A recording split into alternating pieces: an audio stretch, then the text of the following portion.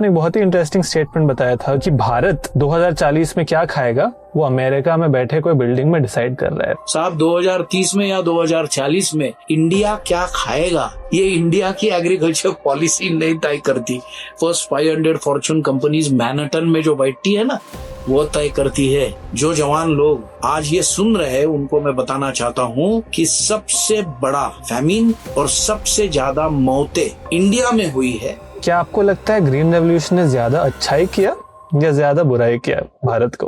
We are producing calories and carbohydrates. Are we producing nutritive food? तो nutrition को हमने agriculture से अलग कर दी। MS स्वामीनाथन सर का जो काम है टुवर्ड्स इंडियन एग्रीकल्चर बहुत सारे लोग जानते नहीं है। ग्रीन रेवोल्यूशन के of course he is the main vision behind it. Do you think आज अगर वो यहाँ होते he would have been happy with the way Indian agriculture आगे बढ़ा है जिस स्थिति में हम हैं? उनके खुद के जिंदगी के आखिरी 5 या 7 साल जो मैं ज्यादा बहुत समय उनके साथ में बिताया तो मुझे नहीं लगता वो खुश होते। सबसे इम्पोर्टेंट चीज वो हमेशा बोलते रहे कि science has given everything to agriculture. घड़ी स्विस 5 लाख की, समय बताने वाली दूसरी घड़ी 50 रुपए की, प्राइस तय कौन करता है? Manufacturer. It's only in agriculture where producer is not deciding the price. Policy level पे क्या क्या मतलब बदलना चाहिए? शायद यूरिया की सब्सिडी गवर्नमेंट ऑफ इंडिया को कम करनी पड़ेगी और फार्मर्स को सब। नमस्कार दोस्तों, स्वागत है आप सभी का एग्री टॉक के एक नए एपिसोड पर। हमारे आज के एपिसोड के मेहमान हैं मिस्टर आशीष वेल्ले सर, जिन्हें एग्रीकल्चर में लगभग 40 साल से ज़्यादा का भी अनुभव है। इस एपिसोड में हमने समझा है एग्रीकल्चर का एवोल्यूशन। आशीष वेल्ले सर प्रोफेसर MS स्वामीनाथन के साथ काफ़ी काम किए हैं, उनसे काफ़ी कुछ सीखा है। इस एपिसोड में हमने समझा है कि ग्रीन रेवोल्यूशन को लेके क्या ऑब्जेक्टिव था, ग्रीन रेवोल्यूशन ने भारत में क्या क्या लाभ किया, क्या क्या नुकसान किए, पिछले 30 या 50 साल में भारत का एग्रीकल्चर कैसे इवॉल्व किया है, कैसे एग्रीकल्चर को न्यूट्रिशन फोकस होना चाहिए, क्या क्या टेक्नोलॉजी, बायोफोर्टिफिकेशन जिसका इस्तेमाल करके हम एग्रीकल्चर में न्यूट्रिशन को इम्प्रूव कर सकते हैं। ऐसे बहुत सारे अलग अलग और इंटरेस्टिंग विषय पर हमने इस पॉडकास्ट में डिस्कस किया है और मैं गारंटी करता हूँ आपको कुछ ना कुछ नया पर्सपेक्टिव या नया आइडिया ज़रूर मिलेगा। हमने ये भी समझा है कि 2040 में भारत का एग्रीकल्चर कैसे दिखेगा और क्या क्या बदलाव उसमें आने चाहिए। दोस्तों, हमारे ऑनलाइन पॉडकास्ट के ये आखिरी कुछ एपिसोड हैं और मैं जल्द से जल्द दोबारा फील्ड पर और स्टूडियो में रिटर्न करने वाला हूँ। तो अगर आपको ये एपिसोड्स अच्छे लग रहे हैं, आपके सपोर्ट के लिए बहुत बहुत धन्यवाद। लेकिन हमें ज़रूर कमेंट्स में बताइए कि आगे बढ़ के हमारे शो पर आप कैसे कैसे गेस्ट को देखना चाहेंगे और अगले 3 से 6 महीने में मैं वादा करता हूँ वो हर एक गेस्ट एग्री टॉक पर होगा। Presenting to you Mr. Ashish Velle sir, only on Agri Talk.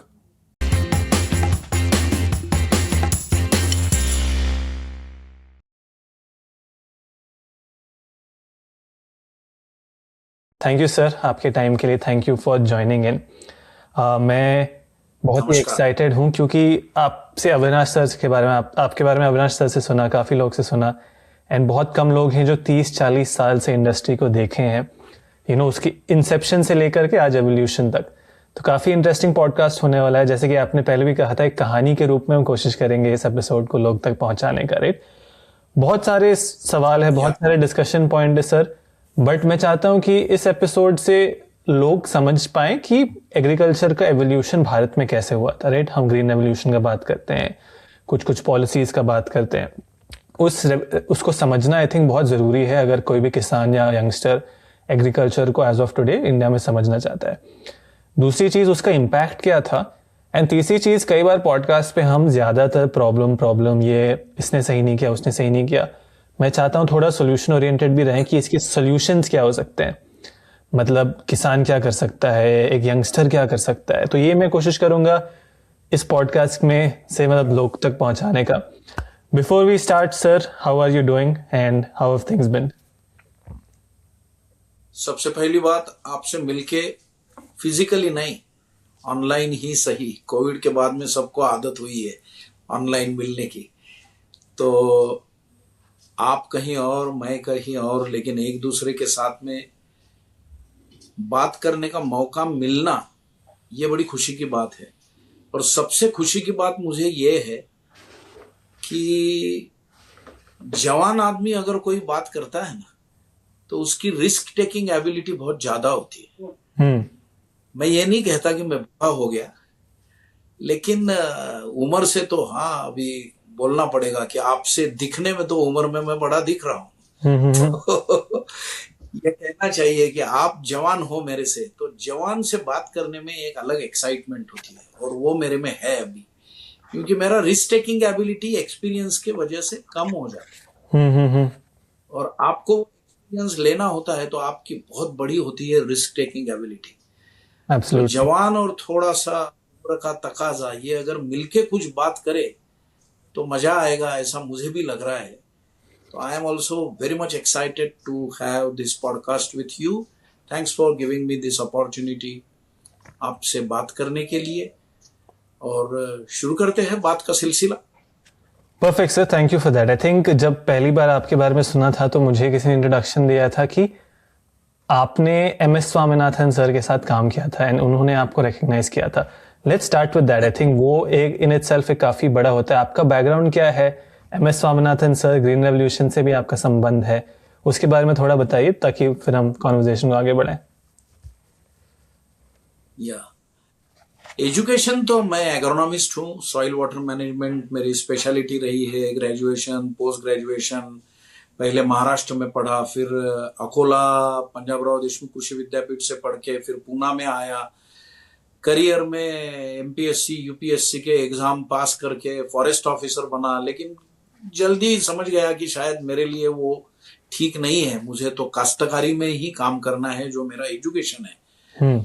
और जब कॉलेज में पढ़ते थे 1980s 85 में, तब ग्रीन रिवॉल्यूशन अच्छा शेप ले चुका था, और प्रोफेसर स्वामीनाथन इस लेवल तक पहुंच गए थे जब हम कॉलेज में पढ़ते थे तब। और वो आए चेन्नई से बंबई और बंबई से ट्रेन में बैठ के पाचोरा सरी के एक छोटे गांव में आए, और हमारी सिल्वर जुबली के प्रोग्राम में महाराष्ट्र के 4 ही एग्रीकल्चर यूनिवर्सिटीज के वाइस चांसलर, सब डायरेक्टर जनरल्स, दिल्ली के सारे पॉलिसी मेकर्स, ये सब लोग आए थे। और करीबन अभिनव 15,000 फार्मर्स इस प्रोग्राम में थे, और प्रोफेसर स्वामीनाथन ने 1.5 दिन हमारे साइंटिस्ट के साथ में बिताया। और वहां से मेरा जो रिलेशनशिप, एसोसिएशन प्रोफेसर स्वामीनाथन के साथ में जुड़ा, वो मैं MSSRF यानी स्वामीनाथन रिसर्च फाउंडेशन चेन्नई का, मुझे एडवाइजर भी प्रोफेसर ने बनाया। और बाजरे में जो काम निर्मल सीड, उस बाजरा क्रॉप के बायोफोर्टिफिकेशन के लिए international food policy research institute Washington DC का हार्वेस्ट प्लस प्रोग्राम था, उसमें प्राइवेट सेक्टर पार्टनर होने का जो मौका मिला वो भी मुझे प्रोफेसर स्वामीनाथन के तरफ से ही मिला। और मेरी जिंदगी पूरी की पूरी private sector partnership, millet based research के लिए चली गई। और वो मेरे जिंदगी का टर्निंग पॉइंट था कि प्रोफेसर के साथ में मैं दुनिया में कभी किगाली, कभी दुबई, कभी हंगेरी, कभी वॉशिंगटन DC, कभी कोरिया, मैं उनके साथ में कितने मीटिंग्स यहाँ पे चेन्नई में, पाचोरा में, दिल्ली में, बंबई में और दुनिया में कई तरफ मुझे जाने का मौका मिला। और हर साल के उनके सालगिरह को अगस्त महीने में फर्स्ट वीक में 7-8 अगस्त को जो प्रोग्राम होता था, मैं जाता रहा। 12 साल 15 साल रेगुलर टच। उन्होंने ही मुझे महात्मा गांधी की किताब, शायद यहाँ पे है ये किताब, मुझे, हाँ ये देखो ऊपर है, गांधी। जब पाचोरा में आए थे तब प्रोफेसर ने ये किताब मुझे दी थी, और उसके ऊपर लिखा है, to dear Ashish with great admiration and best wishes, MS Swaminathan, 3 March 2013। तो मैंने उनको पूछा था कि प्रोफेसर ये किताब मुझे क्यों दे रहे हो? तो उन्होंने बोला था कि India needs production by masses, not mass production. India की सॉल्यूशन मास प्रोडक्शन में नहीं है, प्रोडक्शन बाय मासेस में है। और इसीलिए उन्होंने बोला था his experiments with truth, Mahatma Gandhi, ये किताब तब उन्होंने दी थी, इसको आज 13 साल हो गए। तो जिंदगी के ऐसे बहुत उतार चढ़ाव देखे, लेकिन प्रोफेसर के साथ में बीइंग एग्रीकल्चर साइंटिस्ट, उस प्रोग्राम में 2013 के मैंने बोला था, जब वो पद्मश्री थे, पद्म भूषण थे, पद्म विभूषण थे, मैगसेसे अवार्ड मिला था, फर्स्ट वर्ल्ड फूड प्राइज मिला था, और मैंने बोला था कि शायद उनकी काम की वजह से और भारतीय नागरिकों की तरफ से एक ना एक दिन ऐसा आएगा कि प्रोफेसर भारत रत्न बनेंगे। मुझे बड़ी खुशी है कि आज वो भारत रत्न है। सिर्फ एक चीज का दुख होता है कि नौजवान लोग सचिन तेंदुलकर को जानते हैं, अमिताभ बच्चन को जानते हैं, भारत रत्न प्रोफेसर स्वामीनाथन को अगर अच्छी तरह से जानेंगे तो ये देश का चेहरा बदल जाएगा, ये मैं मानता हूँ। शुक्रिया। नहीं सर, आई थिंक मतलब जिस पैशन से आप उनका स्टोरी बता रहे हैं वो दिखाता है कि काफ़ी वो आपके लाइफ में महत्व रखते थे एंड काफ़ी इंस्पायरिंग इंसान थे। ऑफ कोर्स बहुत सारे यंगस्टर्स शायद आज जानते नहीं हो, बट मैं एग्रीकल्चर में हूँ, मैं जानता हूँ उनके काम के बारे में। बट आई होप कि इस पॉडकास्ट और इस सेक्शन के माध्यम से बहुत सारे लोग जान पाए। Right. I think sir MS Swaminathan sir का जो काम है टुवर्ड्स इंडियन एग्रीकल्चर बहुत सारे लोग जानते नहीं हैं। ग्रीन रेवोल्यूशन के of course he is the main vision behind it. But quick question out of context, do you think आज अगर वो यहाँ होते he would have been happy with the way Indian agriculture आगे बढ़ा है, जिस स्थिति में हम हैं? नोइंग हिम, आपको क्या लगता है वो क्या सोचते हैं?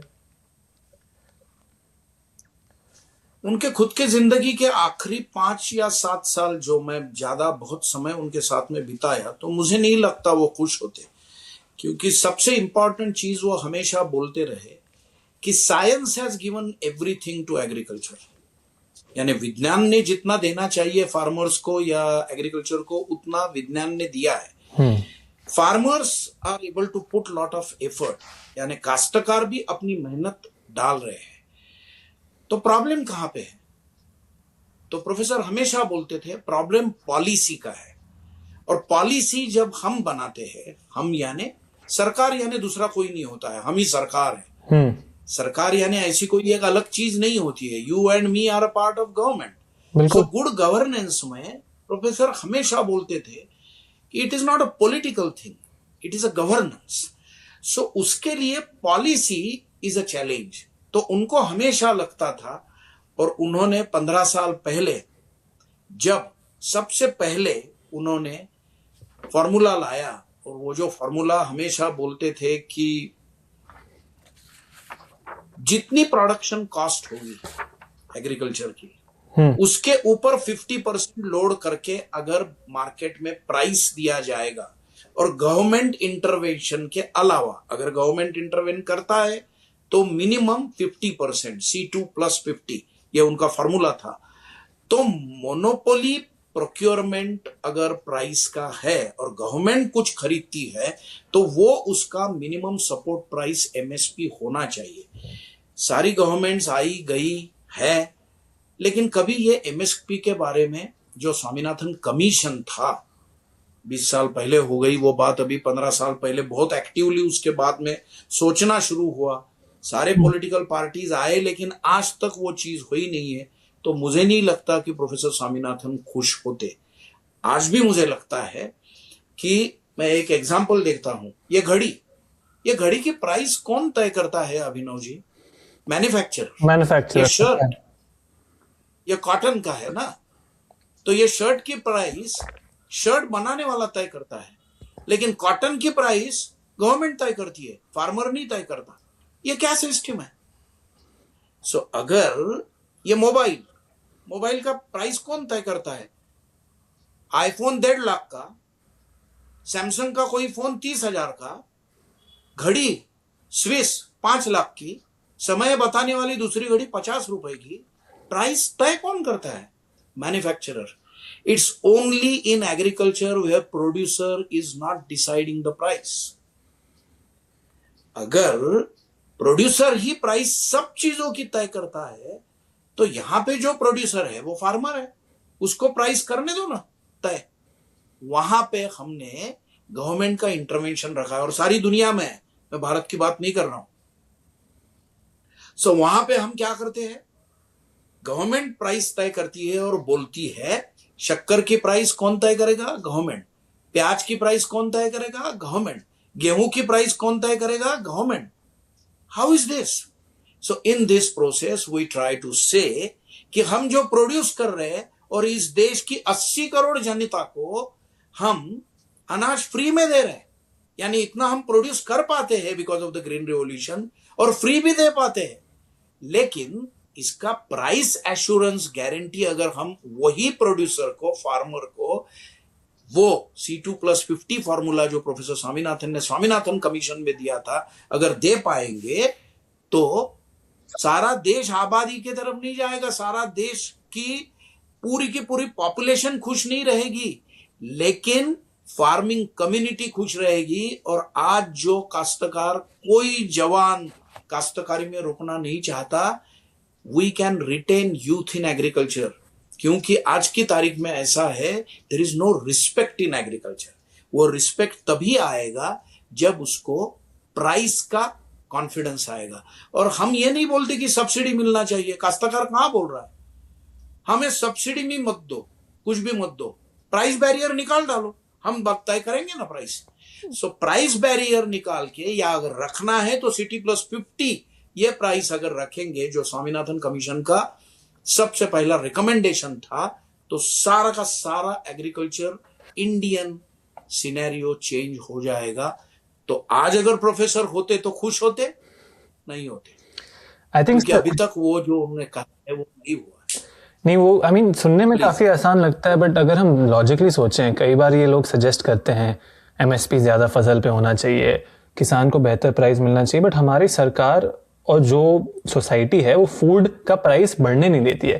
क्योंकि जैसे ही आपके खाने का प्राइस बढ़ेगा, किसान मानो बोल दिया कि मुझे इतने में बेचना है, सबसे पहले अगर MSP नहीं हो, प्रोक्योरमेंट नहीं हो, किसान बेचेगा कहाँ? आज सबसे ज़्यादा किसान का तकलीफ वही है, बेचना कहाँ है।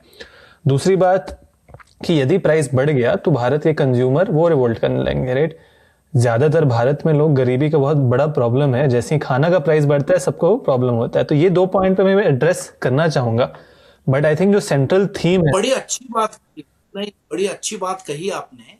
Late us go to period from 1947 till 1960s।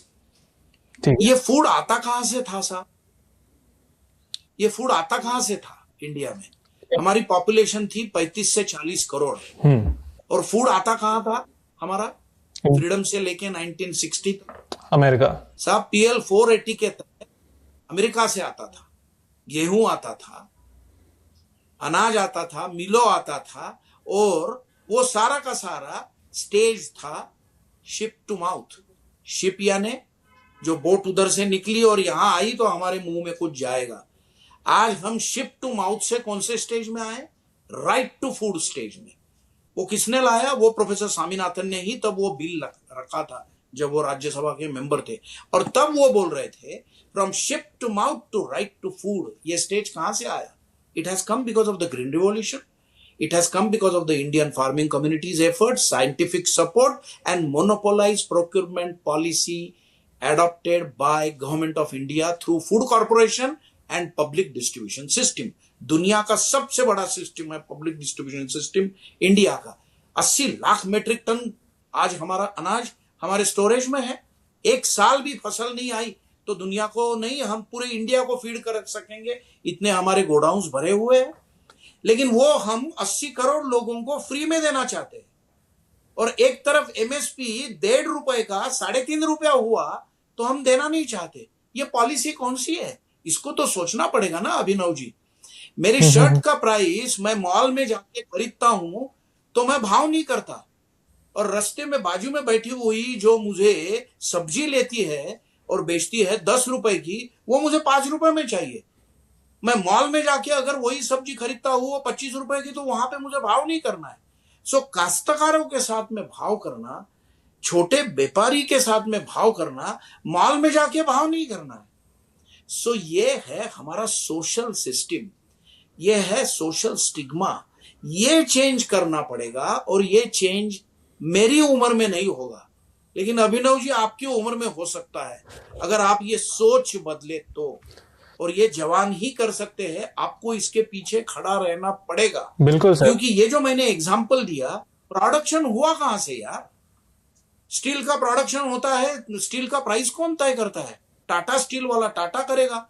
Rallies की उसकी जो केमिकल जाती है रैलीज इंडिया की, उसका प्राइस टाटा तय करेगा, और उस प्रोडक्ट को यूज करके जो गेहूं पैदा होगा उसका प्राइस गवर्नमेंट तय करेगा। नहीं सर, कुछ ना कुछ गलती है इसमें, और गलती सुधारने का मौका है, और प्रोफेसर ने वो मौका दिया है, वो हमें सुधारना पड़ेगा। और शिप टू माउथ से राइट टू फूड स्टेज आने का ग्रीन रिवॉल्यूशन ने जो इस इंडिया को दिया है, आज भी मैं बोलता हूं, आज भी कितने नौजवान लोग हैं कि जिनको लगता है कि मुझे खाना मिलता है ये सबसे पहली मेरी अचीवमेंट है, उसको लगता है मैं किसी सॉफ्टवेयर में काम करता हूं और मुझे 1.5 लाख रुपए पगार मिलता है तो बड़ा खुश है यार। जो इंटरनेट से हम अभी ये कर रहे हैं, ये इंटरनेट हमें खुश रख रहा है। अरे मेरे भाई, इंटरनेट गेहूं नहीं पैदा करेगा, अनाज नहीं पैदा करेगा, ये जमीन पैदा करेगी। एंड वहां पे जो मल्टीप्लिकेशन होता है, वो मल्टीप्लिकेशन हमें पैसे में अगर कन्वर्ट करना है तो उसका प्राइस एश्योरेंस सिर्फ एमएसपी से नहीं, प्राइस गारंटी से नहीं, प्राइस तय करने के हक से फार्मर को मिलना पड़ेगा, और ये सिस्टम चेंज करनी पड़ेगी।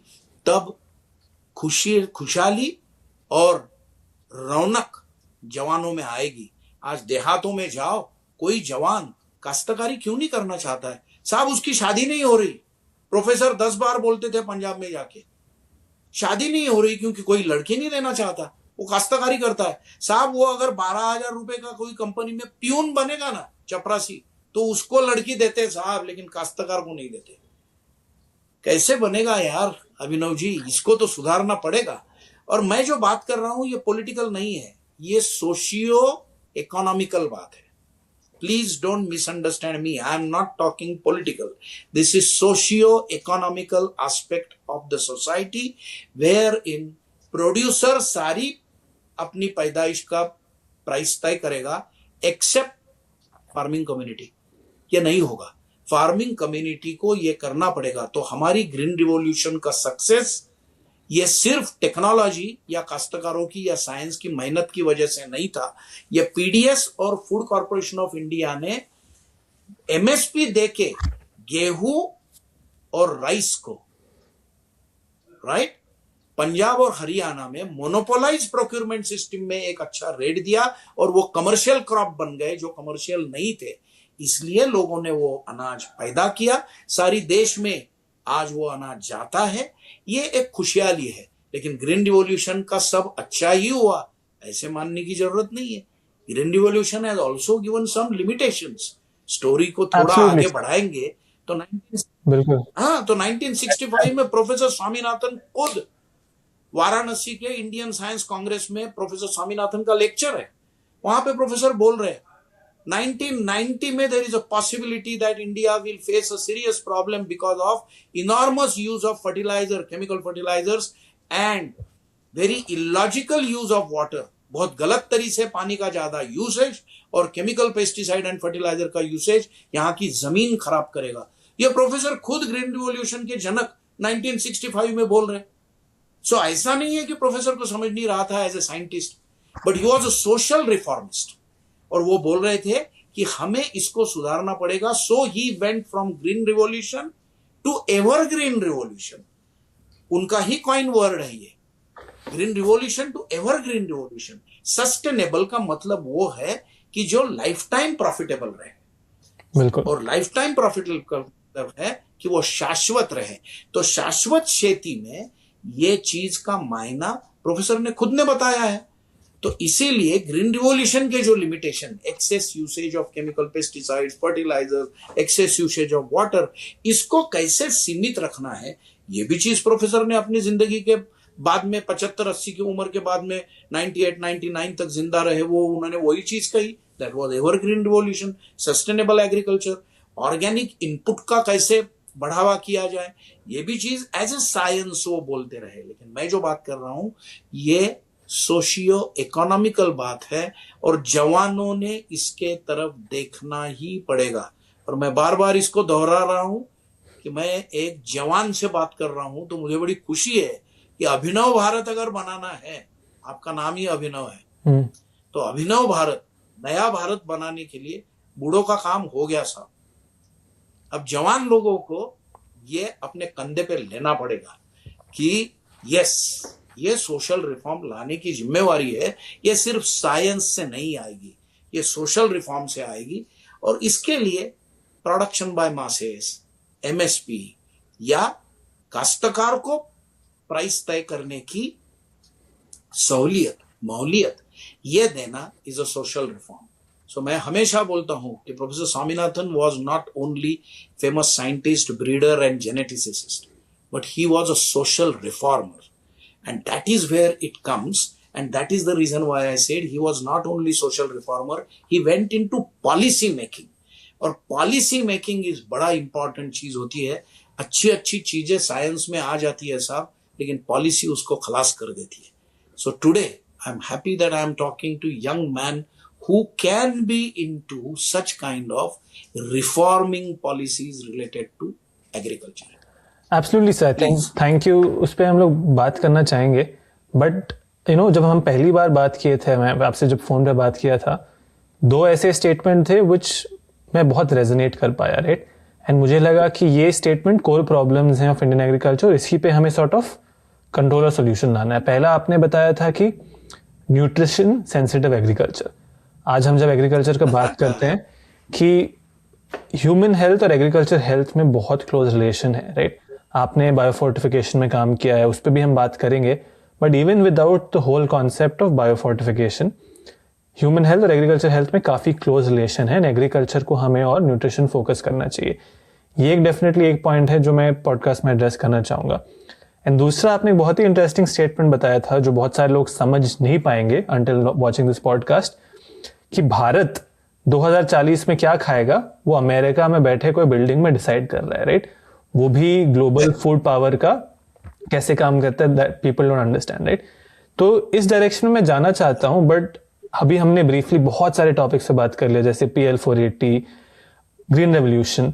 तो पहले से स्टार्ट करते, जैसे मैं चाहता हूं कि यंगस्टर जो ये पॉडकास्ट देख रहा है पहले कॉन्टेक्स्ट समझे, उसका आउटकम समझे, फिर ये सब क्यों हुआ वो उसको हम समझाए, राइट। तो जब आपने बताया कि 1947 से 1960 के समय इंडिया खाना इंपोर्ट कर रहा था, उस समय आई थिंक दो मेजर इवेंट थे जो मैं जानता हूं, PL 480 और ग्रीन रेवोल्यूशन। ये क्यों हुआ, कैसे हुआ उस कॉन्टेक्स्ट में?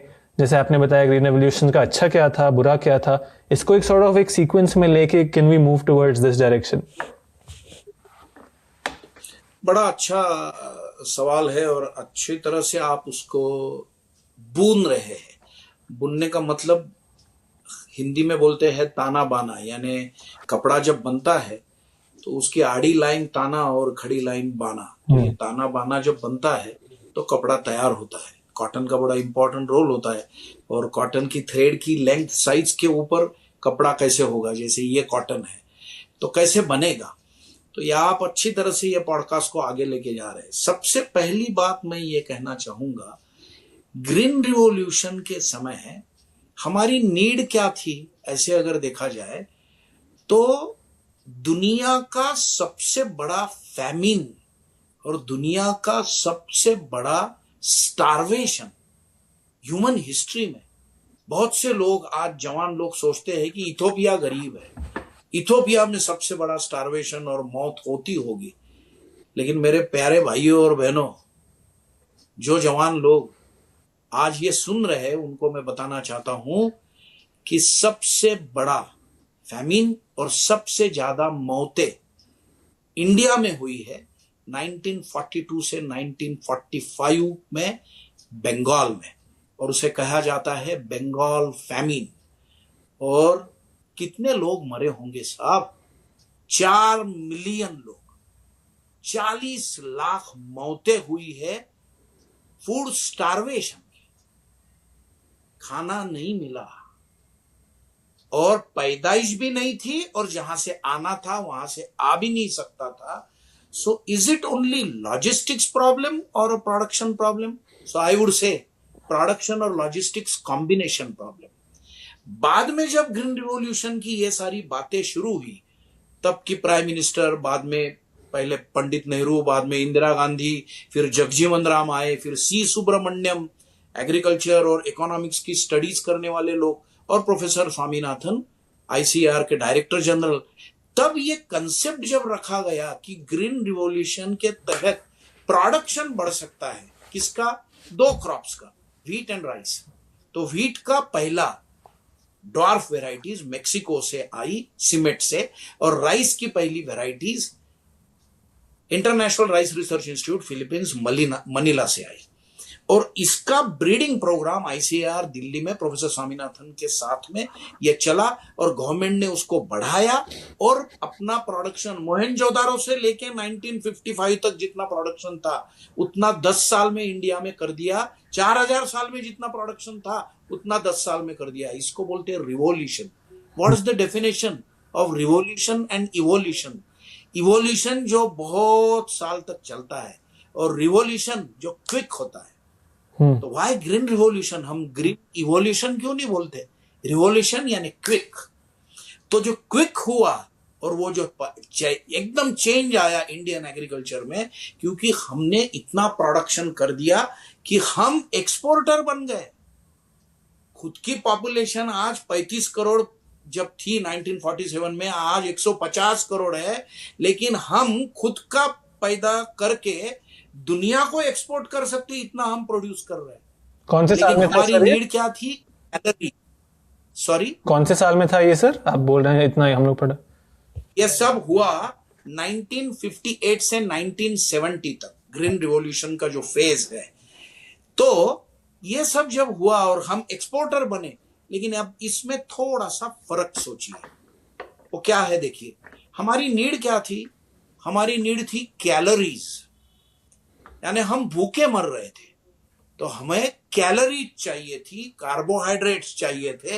वो हमें मिल गए। कहां से? ये अनाज से, गेहूं से और चावल से। फिर व्हाइट रिवॉल्यूशन हुआ। डॉक्टर कुरियन ने सारी धवल क्रांति जिसको बोलते हैं, दूध के बारे में, अमूल का प्रोडक्शन आज दुनिया में सबसे बड़ी कंपनी है, कोऑपरेटिव है, वो हुआ। तो हमें जीवन सत्व भी मिलना शुरू हुआ। लेकिन हुआ ये यहां पे कि we are producing calories and carbohydrates. Are we producing nutritive food? यानी अब थोड़ा सा अपने दादा दादी नाना नानी के तरफ जाके सोचो, अपने माँ पिताजी से बात करो। वो बोलते हैं 2 ज्वार का या 2 बाजरे का रोटी खाता था तो पेट मस्त भरता था और दिन भर कुछ नहीं खाया तो भी चल जाता था। आज मैं 2 रोटी अगर खाता हूं तो 4 घंटे के बाद में भूख लगती है और मैं थकान महसूस करता हूं। यह हवा की बात नहीं है अभिनव जी, यह सच है। और यह क्यों है? फिर इसका रीजन यह है कि अब जो प्रोड्यूस होता है वो शायद क्या देगा? कार्बोहाइड्रेट, कैलोरीज देगा, लेकिन विटामिन्स और मिनरल्स नहीं दे रहा है। तो उसकी न्यूट्रिशन डेंसिटी कम हो रही है, प्रोडक्शन पर यूनिट एरिया बढ़ गया। आप समझ रहे? सो एग्रीकल्चर साइंटिस्ट को सिखाया जाता है गए 40-50 सालों में to produce more per unit area. Am I clear?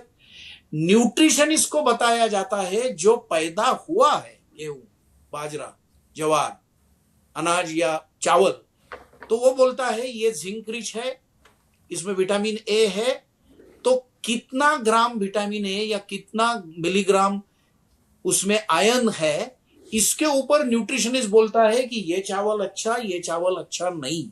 सोचिए आप।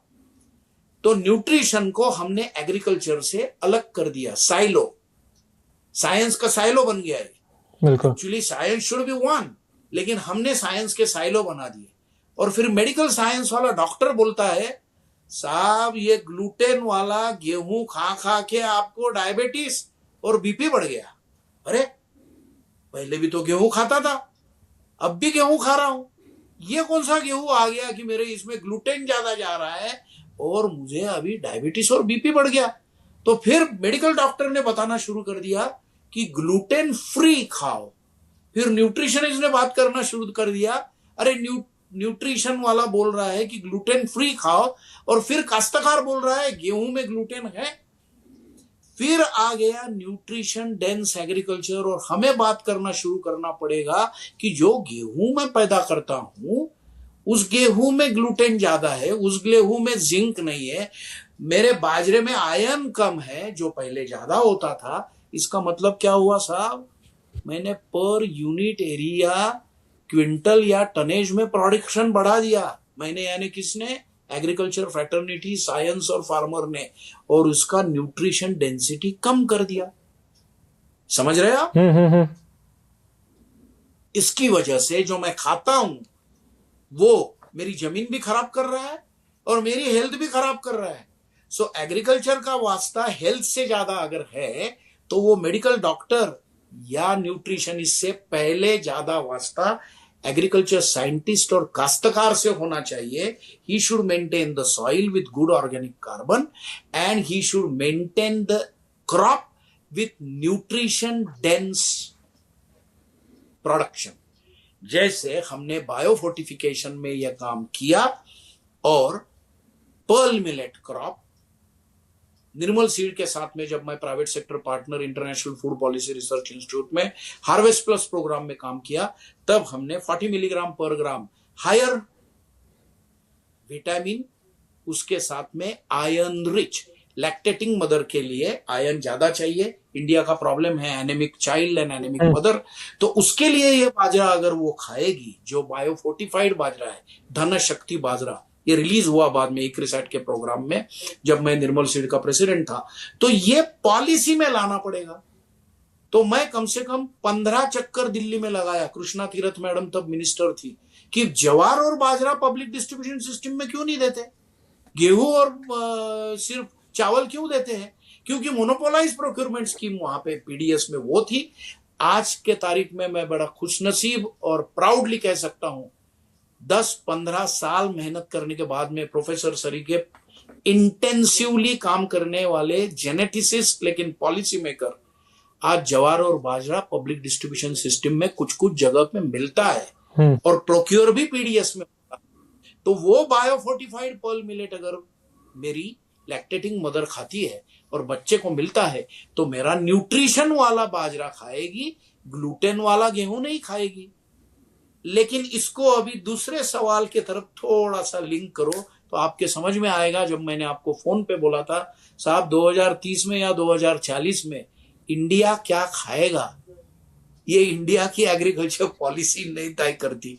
और हम दोनों भी हंसे थे उस फोन कॉल पे, और मैंने बोला था साहब फर्स्ट 500 फॉर्च्यून कंपनीज मैनहट्टन में जो बैठती है ना, वो तय करती है 2040 में इथोपिया में टेफ खाएंगे कि गेहूं खाएंगे। ये कैसे चलता है ये सर? मेरा स्टेटमेंट बड़ा, ये स्टेटमेंट मेरा जो था वो बड़ा बोल्ड और शायद पॉलिटिकल लगेगा, लेकिन ये पॉलिटिकल स्टेटमेंट नहीं है। फिर से बताता हूं, ये सोशियो इकोनॉमिक स्टेटमेंट है। ये कैसे चलता है तो आपको मालूम है, आज से 2 साल पहले मिलेट ईयर था। हाँ, मिलेट ईयर बराबर। मिलेट ईयर के लिए सब कोशिश किसने की थी? गवर्नमेंट ऑफ इंडिया ने की थी। हमारे प्राइम मिनिस्टर ने यूएन में इसको रखा था। फिर मिलेट ईयर हुआ, और फिर जब मिलेट ईयर हुआ, आज के तारीख में 9 मिलियन हेक्टर पर्ल मिलेट का क्षेत्र है साहब इंडिया में। उसमें से 4.5 मिलियन हेक्टर अकेले राजस्थान में है, बाकी हरियाणा है, महाराष्ट्र है, गुजरात है, कर्नाटक है, थोड़ा तमिलनाडु है, यहाँ पे पर्ल मिलेट है। लेकिन जब मोनोपोलाइज प्रोक्योरमेंट में सिर्फ अगर गेहूं और चावल आए तो लोग पर्ल मिलेट लगाएंगे क्या? नहीं लगाएंगे। आज वो फिर से मिलेट ईयर के बाद में लगाना शुरू हुआ। लेकिन आप इसको सोचो अभी कि जैसे किनोआ लैटिन अमेरिका से सारी दुनिया में गया, वैसे पर्ल मिलेट आज तक सब दुनिया में गया नहीं है, लेकिन इंडिया कोशिश कर रहा है कि वो जाएगा। तो ये तय कौन करता है? ये जो मैं बोल रहा था, ये ना साहब बड़े दुख से मैं कह रहा हूं, ये तय करती है grain producing and grain aggregating companies. मैं किसी कंपनी के अगेंस्ट नहीं हूं, लेकिन मेरे हाथ में एक किताब है, ये देखो। इस किताब का नाम है मर्चेंट्स ऑफ ग्रेन। ये किताब लिखी है डैन मॉर्गन ने, बड़ी फेमस किताब है। तो इसमें ना साहब बड़े बड़े कंपनी है, चाहे वो कारगिल हो या ग्रेन में डील करने वाले कंपनीज हो। इसमें ना ये एक मैप है, देखो ये दुनिया का मैप है, और इसमें थोड़े थोड़े रूट्स दिखाए गए हैं। ये रूट कौन से हैं मालूम है आपको? आने वाले 5 सालों में दुनिया में कौन सा क्रॉप कहां प्रोड्यूस होगा और लॉजिस्टिकली कहां से कहां भेजा जाएगा, गेहूं ऑस्ट्रेलिया से इंडिया आएगा, मिलेट इथोपिया से इंडिया आएगा, मूंग और तुअर बर्मा से इंडिया में आएगी, और इंडिया से थोड़ा गेहूं यूरोप में जाएगा। ये तय साहब गवर्नमेंट्स अनफॉर्चुनेटली नहीं कर रही है। ये बड़ी बड़ी कंपनियां, फर्स्ट 500 फॉर्च्यून कंपनीज में बोल रहा हूं, जो मैनहट्टन में बैठ के तय करती है। तो मिलेट ईयर में भी ऐसा ही हुआ साहब। Commercially company get expose to it, और वो ये पॉलिसीज को दबाव में लाती है। ये पॉलिसीज को दबाव में लाने के लिए काश्तकारों को इकट्ठा काम करना पड़ेगा कि मैं अपना पर्ल मिलेट खाऊंगा, ना कि सिर्फ गेहूं पे डिपेंडेंट रहूंगा। इसलिए बायोफोर्टिफिकेशन का मतलब न्यूट्रिशन डेंस एग्रीकल्चर के तरफ जाना पड़ेगा। उसकी प्राइस पॉलिसीज बनाने पड़ेगी, और सिर्फ फर्स्ट 500 फॉर्च्यून कंपनीज के तहत नहीं, तो अपने पॉलिसी मेकर्स, अपने गवर्नमेंट में बैठे हुए अपने लोगों ने फॉरेन सेंट्रिक नहीं, फार्मर सेंट्रिक पॉलिसीज बनानी पड़ेगी। तब इस देश की खुशहाली बढ़ेगी, और मुझे 100% मालूम है ये होगा। क्यों? मुझे सबसे बड़ी खुशी यह है कि मेरे से बात करने वाला आदमी 45 साल का नहीं है, 50 साल का नहीं, वो खुद 35 के अंदर है। तो अगर 35 के अंदर वाला कोई आदमी, इस देश का नागरिक, ये बात करना चाहता है, यानी दुनिया उम्मीद पे कायम है अभिनव। और मुझे ये उम्मीद है 65 साल की उम्र में कि आपके सरीके जवान लोग ये पॉलिसीज लाएंगे, न्यूट्रिशन डेंस एग्रीकल्चर आएगा, प्राइस फैक्टर भी न्यूट्रिशन पे रहेगा, ना कि टनेज या प्रोडक्शन पे। तो ये 3-4 चीजें इकट्ठा करके आपने अगर सोची तो आपको दिखेगा science has given everything to agriculture, policy is still lacking. और वो पॉलिसी पैरालिज्म नहीं होना चाहिए। इसके लिए जवानों को आगे आना पड़ेगा, ये बात रखनी पड़ेगी।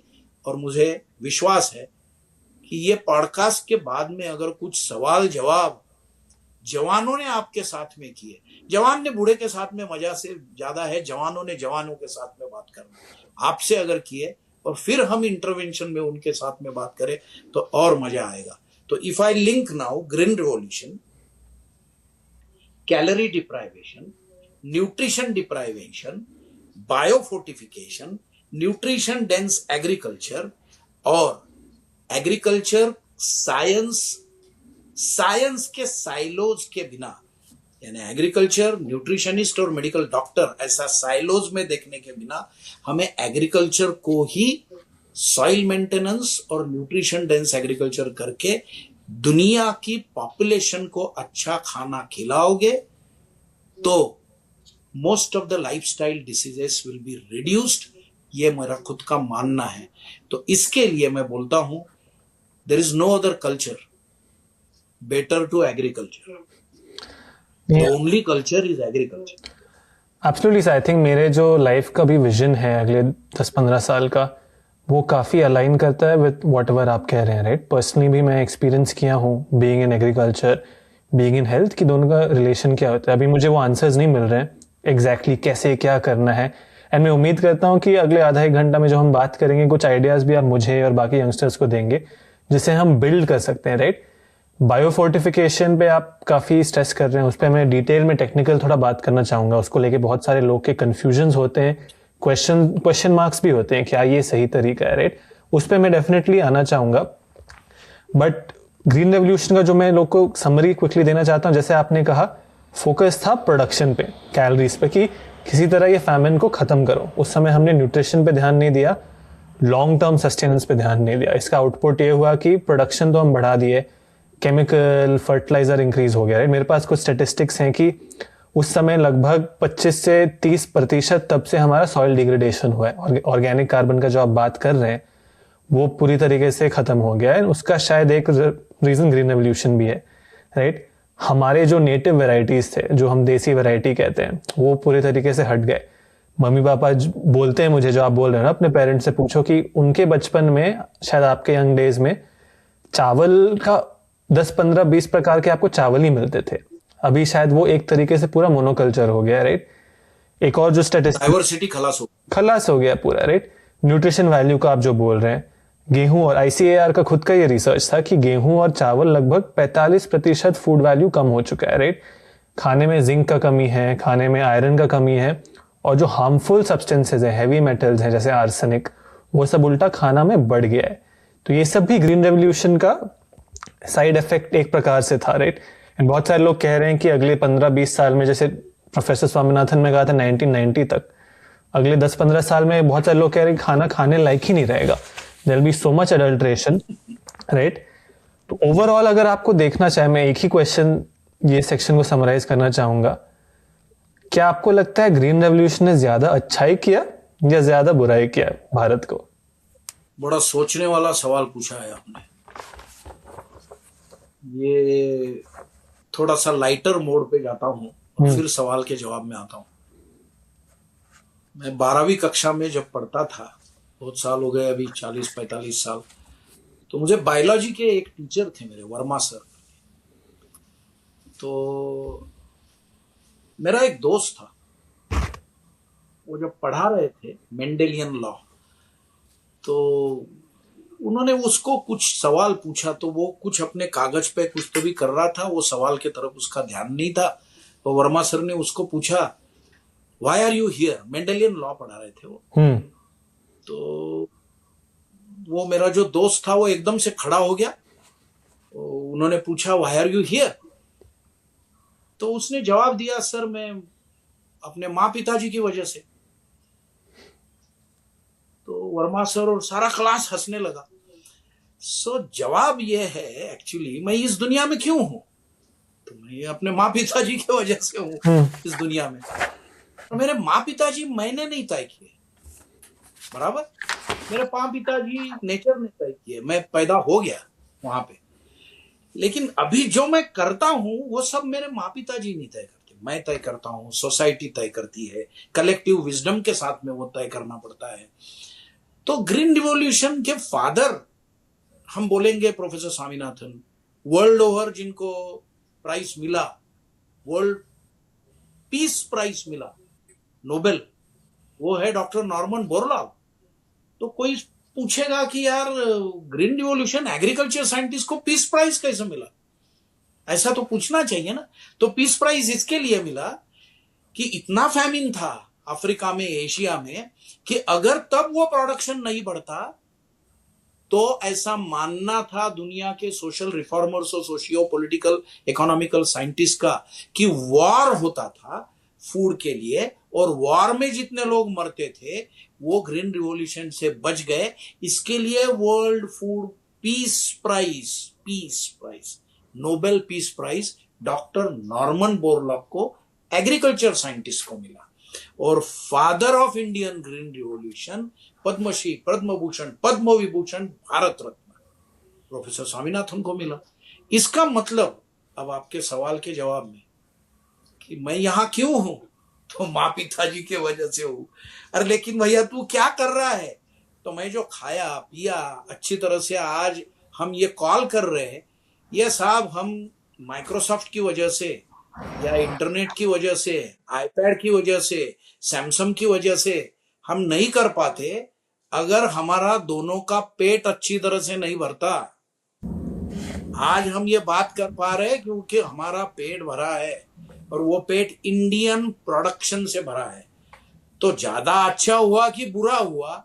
मेरा 100% जवाब है, green revolution has saved this country, has helped this country and made 3 generations confident, competent to tell that we can do and lead service industry in the world in software।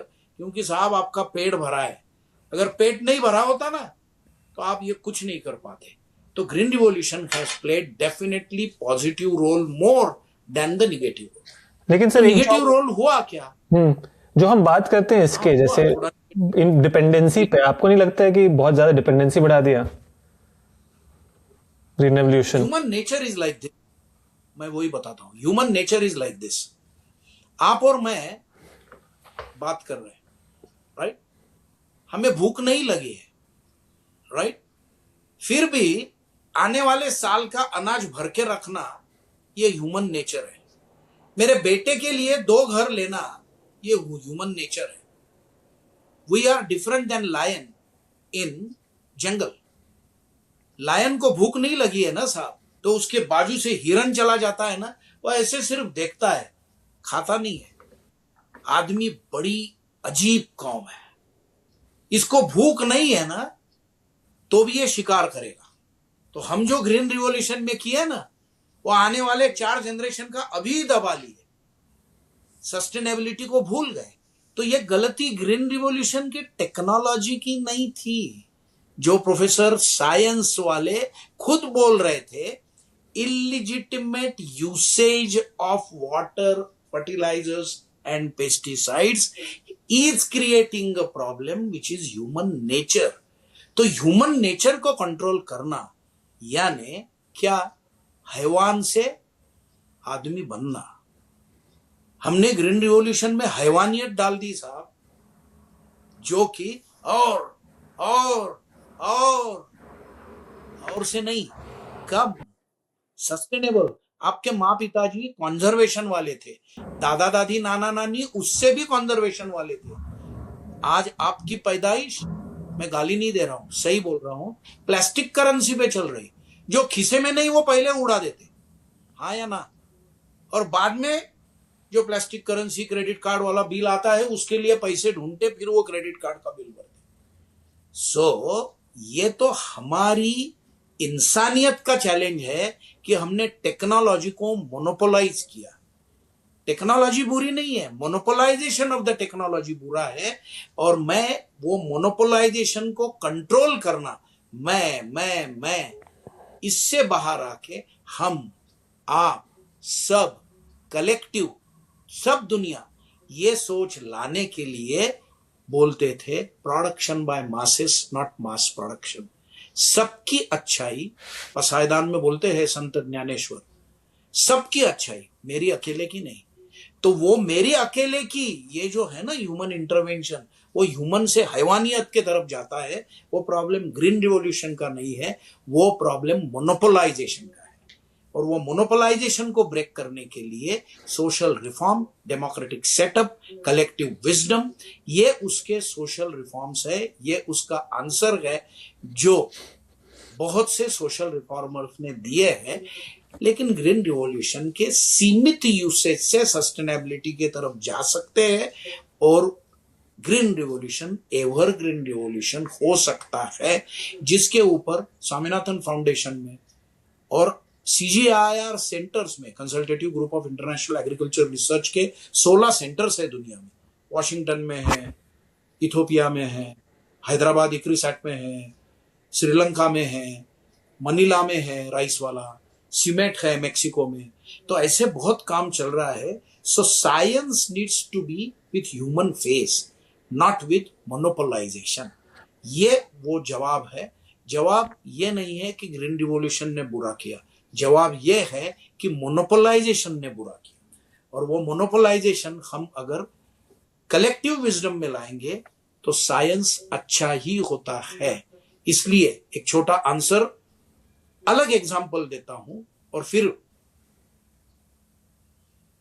अपने क्वेश्चन आंसर पे भी जा सकते हैं। वो अलग answer क्या है वो मैं बताता हूं। कोई भी एक सर्विस सिर्फ एक कंपनी अगर दे और वो कंपनी अगर गवर्नमेंट की हो, तो हम इमीडिएटली बोल देते हैं यार बहुत बेकार है, प्राइवेटाइजेशन करना चाहिए। ठीक है, privatisation is a good answer. लेकिन प्राइवेटाइजेशन में भी अगर मोनोपोलाइजेशन रहा और एक ही प्राइवेट कंपनी वो काम करती रहेगी, तो वो गवर्नमेंट कंपनी से भी बुरा करती है, because their profit is the only motive. So the motive should be सबका अच्छा, and that is what is known as a democratic policy making, जिसके लिए हमें ग्रीन रिवॉल्यूशन का भी इस्तेमाल कलेक्टिव विजडम और मोनोपोलाइजेशन को तोड़ के सबके विकास के साथ में लाना पड़ेगा, तब यह होगा। ये मेरा मानना है।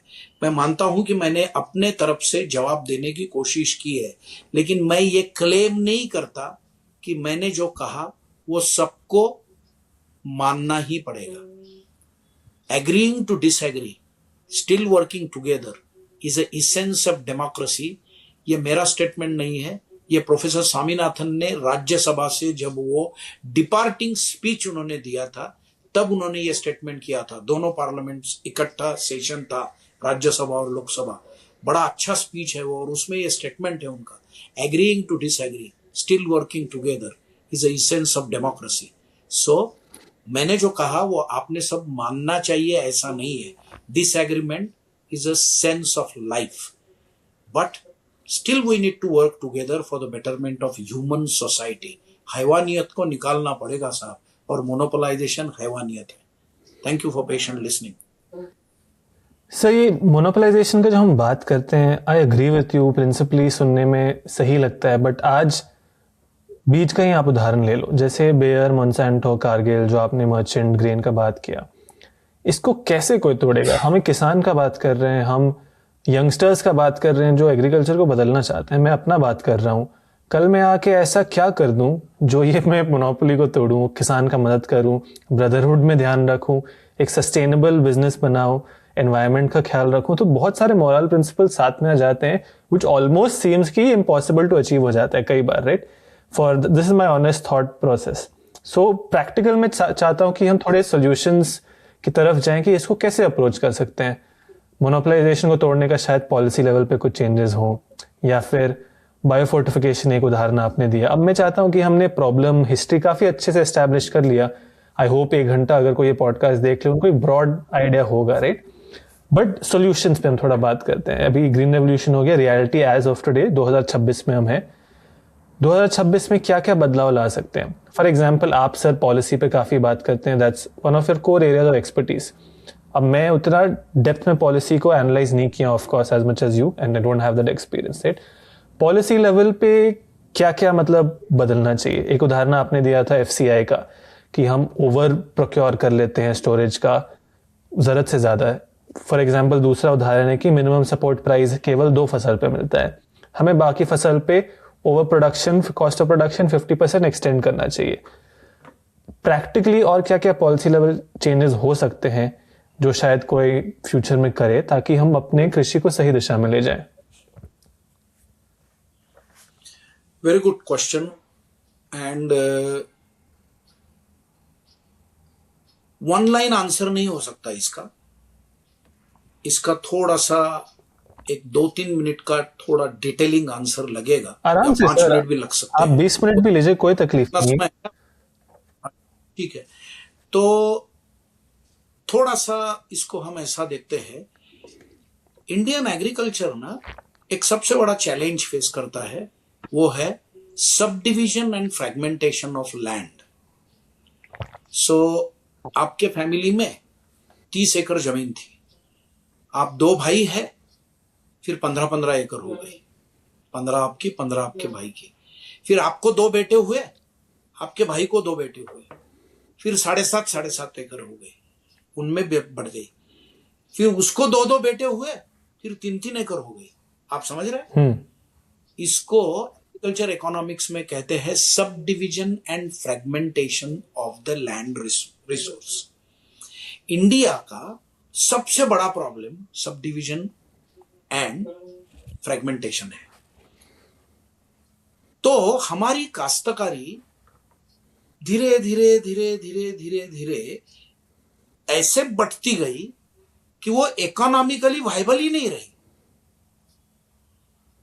तो ग्रीन रिवॉल्यूशन के समय अगर एक देशपांडे फैमिली है तो उनके यहां पे 50 एकड़ फार्म है, तो 30 एकड़ कॉटन, 20 एकड़ गेहूं, ये लगा के 1-2 एकड़ में खुद के लिए अपना सब्जी वगैरह लगा के तरकारी करके वो उनका जीवन अच्छा जी लेते थे, और जो प्रोड्यूस होता था वो बाजार में बेचा जाता था। आज क्या हो गया, देशपांडे फैमिली में 6 लोग हो गए और उनकी जमीन 3-3 एकड़ बच गई। अब 3rd-4th जनरेशन में 1.5 एकड़ बच गई। साहब ये वायबल ही नहीं रहता है, ना एग्रीकल्चर इक्विपमेंट, ना इनपुट्स, ना कुछ। तो इसका सबसे बड़ा solution, ownership of the land can remain with an individual, but the model which can change Indian scenario is not only corporate or cooperative, but it has to have the reform. और महाराष्ट्र में इसमें बहुत बढ़िया काम चल रहा है। आपके पिताजी के अच्छे दोस्त है विलास अन्ना शिंदे। आपके पिताजी का किताब भी दिखा उस दिन, लास्ट वीक में गया था मैं नासिक, विलास अन्ना शिंदे के साथ में सह्याद्री में बैठा था। आपके पिताजी का किताब है ना, ब्लैक कवर है, देखो बराबर। तो वो मॉडल क्या है? वो मॉडल है फार्मर प्रोड्यूसिंग ऑर्गेनाइजेशन। और एफपीओ का जो मॉडल है, एफपीसी का जो मॉडल है, फार्मर प्रोड्यूसिंग कंपनी, ये मुझे आज के तारीख में रिफॉर्म लगता है इंडियन एग्रीकल्चर का। यानी ओनरशिप इंडिविजुअल फार्मर की रहेगी, लेकिन इनपुट, मार्केटिंग, प्रोसेसिंग, एग्रीगेशन, ये सारा फार्मर प्रोड्यूसिंग कंपनी जो फार्मर्स की ही होगी और वो कंपनीज एक्ट के तहत होगी। आज सह्याद्री का जो एग्जाम्पल दिखता है 12-15 सालों में जो सक्सेस दिखता है साहब, 700 फार्मर, 7,000 फार्मर ग्रोअर, और ग्रेप अगर हम 2,500 कंटेनर एक्सपोर्ट कर सकते हैं तो मेरा साहब आधा एकड़ वाला काश्तकार कैसे करेगा ये? So now he is not dependent on the market forces, he is now doing it himself through Sahyadri, जो उसकी खुद की कंपनी है। सो इसका सॉल्यूशन मार्केट फोर्सेस को अगर साथ में लाना है, I will produce the best quality, I will process the best quality, and I will sell the best nutritive value to the consumer, maybe in Europe, maybe in America, and not only in India but also in a global market. तब automatically farmer will get the benefit. सो पहला इसका सबसे important चीज यह है, monopolisation को break करने के लिए कंपनीज के साथ में डिपेंडेंट रहने के बजाय फार्मर ने इकट्ठा आके farmer producing companies, farmer producing organisations बना के हमें एग्रीकल्चर इनपुट्स और एग्रीकल्चर आउटपुट पे हमें खुद का स्वामित्व लाना पड़ेगा, जो कि बायर, मोनसेंटो, कारगिल से बाहर होके, खुद कारगिल या मोनोपोलाइज, इसमें मुझे मोनसेंटो नहीं बनना है, लेकिन हर डिस्ट्रिक्ट में अगर 5, 10, 50 ऐसे एफपीसीज बनेंगे तो ये जवाब है आपके सवाल का। और अशोक गुलाटी साहब का आपने अगर नाम सुना होगा, वेरी फेमस चेयरमैन सीएसीपी रहे हैं, फेमस इकोनॉमिस्ट है, वो अभी आए थे विलास अन्ना को मिलने लास्ट महीने भर पहले, तो वो भी ये जवाब खुद के लिए दे रहे थे उस दिन। मुझे याद है, यार, can FPC the model for India and can FPC be also promoted in Africa? So globally भी ये सॉल्यूशन हो सकता है कि farmer producing companies should act as the organization to hold input and output both. तो आपके सवाल का जवाब मैंने 3 या 4 मिनट में इकट्ठा करके देने की कोशिश की है। बहुत ज्यादा समय हो रहा है, मुझे लगता 1.25 घंटा हो गया है। जवान लोगों को इतनी बात करने की और सुनने की अगर वो आदी रहेंगे, खुश रहेंगे, तो मुझे तो दिख रहा है कि अभिनव भारत बनेगा। नहीं सर, वो टाइम का आप टेंशन मत लीजिए, लोग देखते हैं। मैं मेरे 2-2.5 घंटे के पॉडकास्ट पे भी 3-4 लाख व्यूज हैं, ऐसे उसका बात नहीं है। मैं fantastic, views is not the first thing sir, सही लोग तक पहुंचे तो ठीक है, बाकी secondary we will take care of it.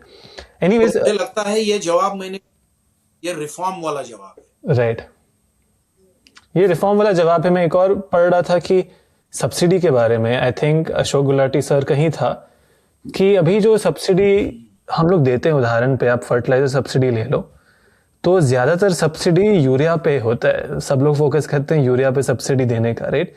जो हम एनपीके का बात करते हैं मिट्टी में, 4:2:1 का रेशियो होता है, बट कई सारे देश में वो बहुत ज्यादा बढ़ गया है, क्योंकि सब्सिडी इतना ज्यादा हम दे रहे हैं नाइट्रोजन पे, तो लोग ज्यादा इस्तेमाल कर रहे हैं, बाकी फर्टिलाइजर नहीं कर रहे हैं। मैं ये पढ़ा हूँ सर, मुझे प्रैक्टिकल पता नहीं है, क्या ये रियलिटी है सही में? इसमें भी कोई पॉलिसी लेवल चेंज का जरूरत है?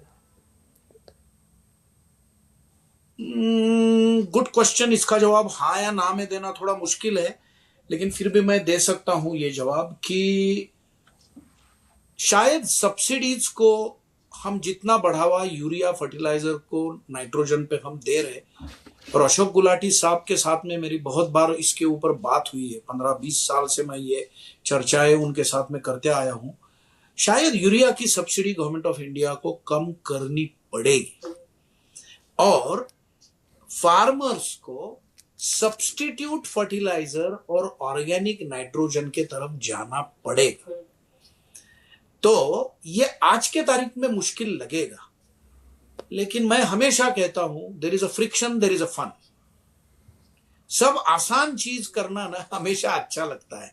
सो ये सब्सिडाइज केमिकल फर्टिलाइजर नाइट्रोजन का जो हमें मिला है ना, इसको पॉलिसी में चेंज लाना पड़ेगा और पर्टिकुलरली नाइट्रोजनस फर्टिलाइजर की सब्सिडी कम करके हमें इसको ऑर्गेनिक फर्टिलाइजर्स में इसको बढ़ावा देने की जरूरत पड़ेगी।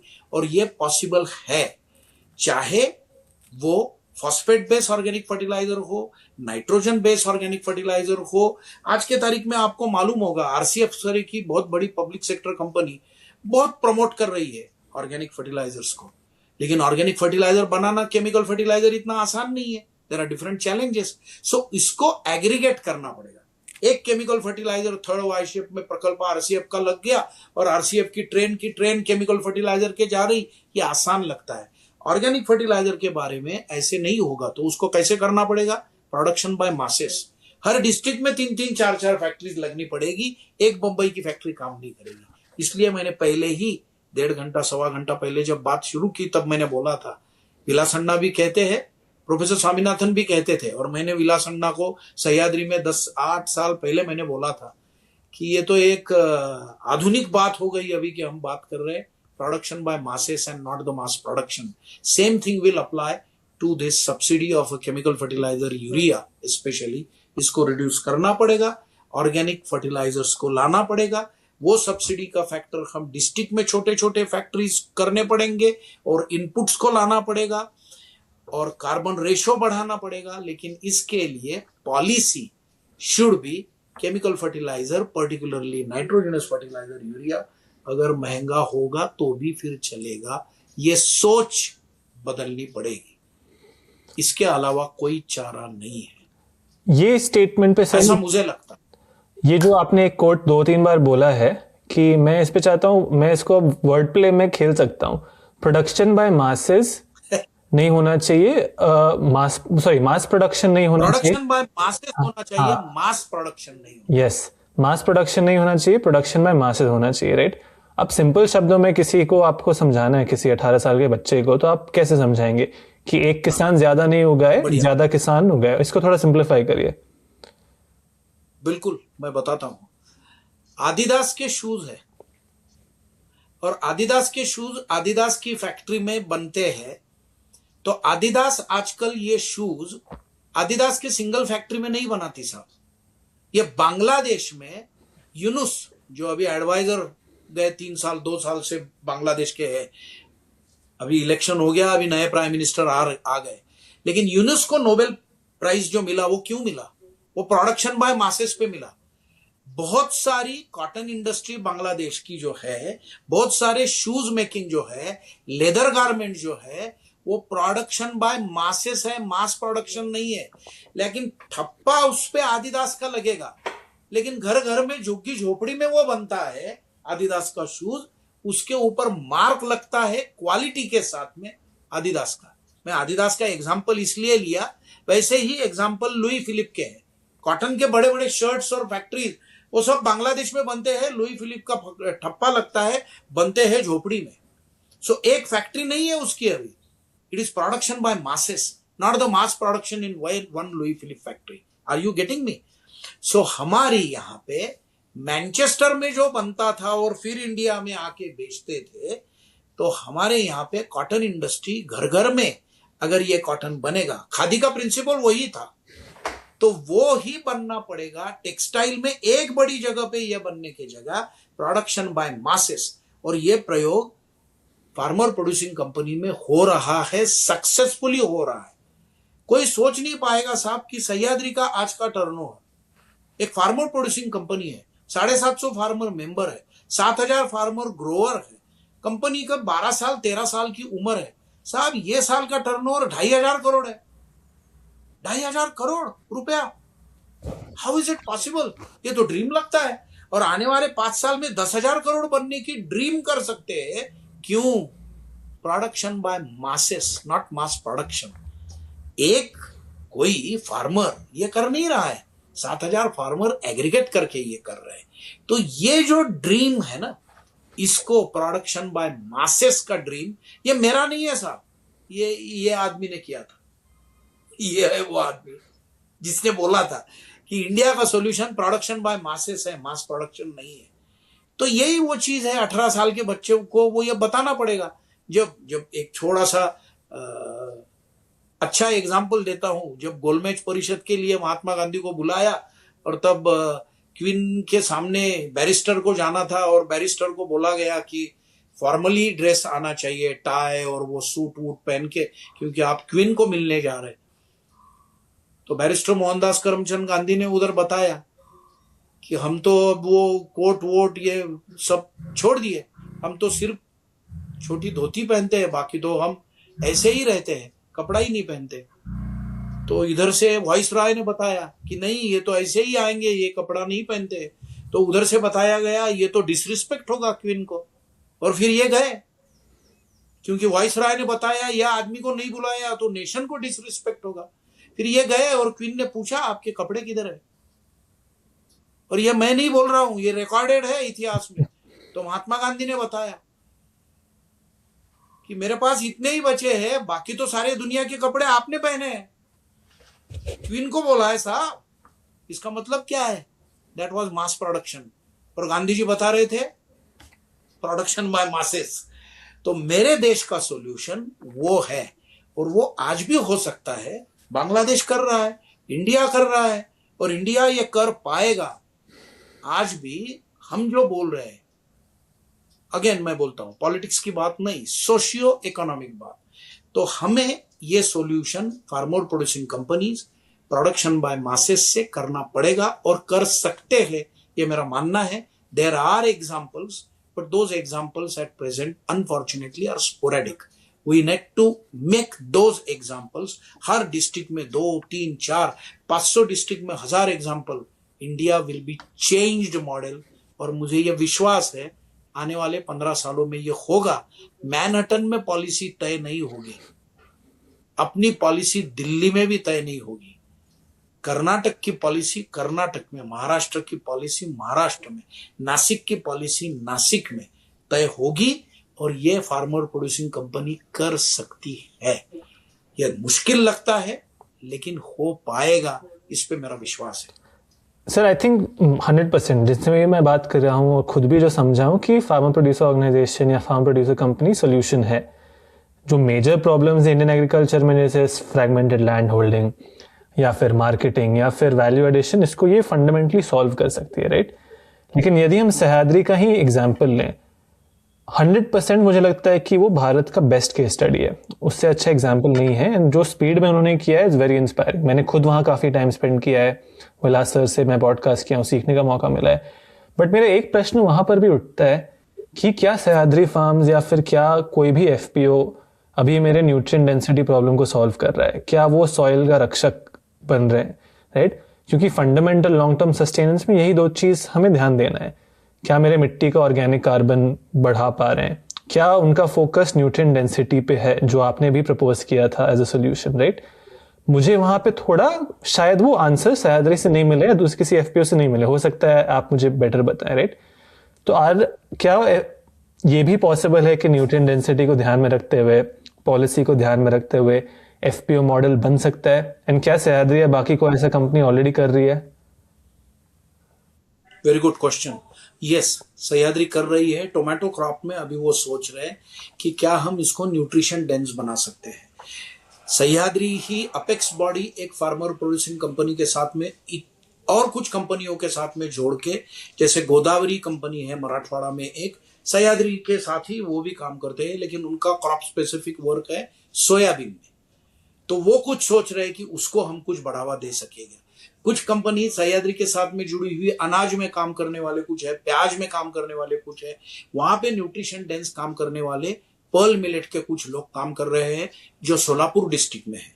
सो आज के तारीख में वो सह्याद्री सरीखे बड़े नहीं हुए हैं, छोटे छोटे हैं, लेकिन न्यूट्रिशन डेंस पे जा रहे हैं। और सह्याद्री भी कुछ प्रोसेसिंग बैकअप पे, न्यूट्रिशन डेंसिटी पे काम करने की ड्रीम लेके चलने वाला है। आज वो वहां पे धीरे धीरे काम शुरू हुआ है, क्योंकि उनको भी समझ रहा है कि सॉइल को मेंटेन करना और क्रॉप की डेंसिटी न्यूट्रिशन के साथ में बढ़ाना, ये ही लॉन्ग सस्टेनेंस सॉल्यूशन है। लेकिन आज के तारीख में वो बहुत अंडर करंट के रूप में चल रहा है, फिजिकली आगे बहुत नहीं दिख रहा है। इसको ये पॉडकास्ट से शायद बढ़ावा मिले तो और भी मजा आए। ठीक है सर, मैं मानता हूं कि उस दिशा में हम जा रहे हैं। अब मैं आपसे समझना चाहता हूं कि ये कोर टॉपिक जो हम न्यूट्रिशन डेंसिटी का बात कर रहे हैं, उसके कई सारे अलग तरीके हैं, बट जिसमें आपने काम किया है, जो आप कह रहे हैं बाकी कंपनी कर रहे हैं, एक अच्छा स्कोप हो सकता है, वो है बायोफोर्टिफिकेशन। अब ये बहुत ही बड़ा शब्द है, मुझे तो बोलने में भी 2-3 बार लगता है, बट हमने पॉडकास्ट के स्टार्ट में इसको डिस्कस किया था। सिंपल शब्दों में किसान को समझाना है तो आप क्या बताएंगे, बायोफोर्टिफिकेशन क्या है? मैं ऑनलाइन ये भी पढ़ रहा था कि बहुत सारे लोग इसको जीएमओ से कंपेयर करते हैं कि कुछ तो गड़बड़ हो रहा है जिससे हम इसको न्यूट्रिशन बढ़ा रहे हैं। तो इस पे थोड़ा आप समझाना चाहेंगे, इस प्रोसेस पे? आप टाइम ले सकते हैं, टाइम का टेंशन मत लीजिए, you can just explain like you would to a farmer. बिल्कुल बिल्कुल। बहुत दुनिया में, सिर्फ भारत में नहीं, बायोफोर्टिफिकेशन बोलने के बाद में बहुत लोग इमीडिएटली सोच लेते हैं कि शायद ये जेनेटिकली मॉडिफाइड ऑर्गेनिज्म है या जीएमओ क्रॉप है। ये ऐसे होता है, इसका रीजन ये है कि जो गोल्डन राइस आया, vitamin A rich, Philippines Manila में ही मेजर रिसर्च हुआ था। तो वो गोल्डन राइस जो है वो जेनेटिकली मॉडिफाइड था। लेकिन मेजर बायोफोर्टिफाइड क्रॉप्स जो आज है, जैसे बाजरा है, गेहूं है, राइस है, ये जेनेटिकली मॉडिफाइड नहीं है। तो बहुत बार ऐसे होता है कि लोगों को ऐसे लगता है कि biofortified is genetic modified. It is not like that. Mass breeding यानी मास सिलेक्शन मेथड से अगर हम ये ब्रीडिंग प्रोग्राम कर रहे हैं तो it is non GM, general breeding programme. तो इसमें क्या होता है ये मैं बताता हूं। आपने एक शब्द यूज किया था, डाइवर्सिटी। यानी अगर हम ग्रो कर रहे हैं, समझो चावल को, तो चावल के समझो 3000 वेराइटीज है। हर वेराइटी में जिंक का लेवल सेम नहीं है। कुछ कुछ चावल की वेराइटीज ऐसी है जिसमें बहुत ज्यादा जिंक है। कुछ कुछ पर्ल मिलेट यानी बाजरे की वेराइटी ऐसी है जिसमें बहुत ज्यादा आयरन है।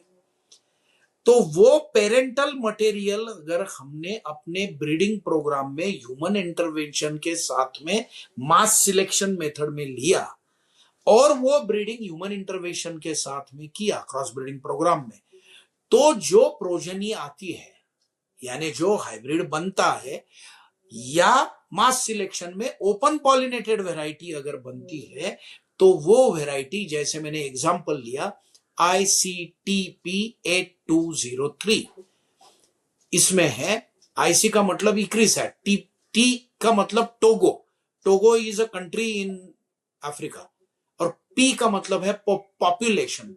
सो टोगो पॉपुलेशन का इक्रिसैट में जो मल्टीप्लिकेशन का प्रोग्राम बना, जो डॉक्टर राय में 82-83 में किया, उसका जो वेराइटी ओपन पॉलिनेटेड अवेलेबल है, जो पब्लिक डोमेन में है, किसी कंपनी का उस पे स्वामित्व नहीं है, वो है ICTP8203।